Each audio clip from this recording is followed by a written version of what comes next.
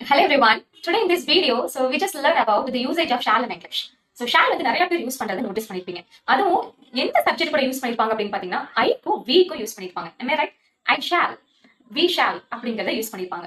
ஓகேங்களா? அது மட்டும் இல்லாம shall அப்படிங்கிறது எதுக்கு நம்ம பர்டிகுலரா யூஸ் பண்ணுவோம் அப்படின்னா ஒரு சஜஷன் கொடுக்கறதுக்கோ இல்ல ஒரு ஆஃபர் கொடுக்கறதுக்கோ நம்ம என்ன பண்ணுவோம் shall வந்து யூஸ் பண்ணுவோம். ஓகேங்களா? For example shall I come?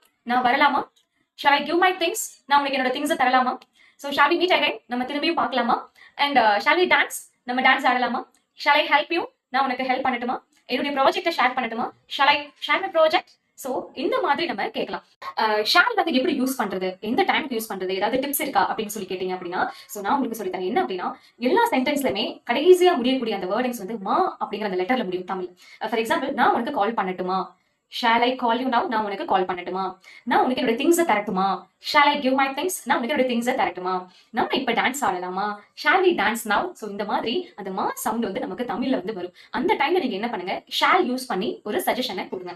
ஓகேங்களா? சோ இந்த வீடியோ உங்களுக்கு ஹெல்ப்ஃபுல்லா இருக்கும்னு நினைக்கிறேன். So I will be back with new one. Until then, you all take care. Bye bye.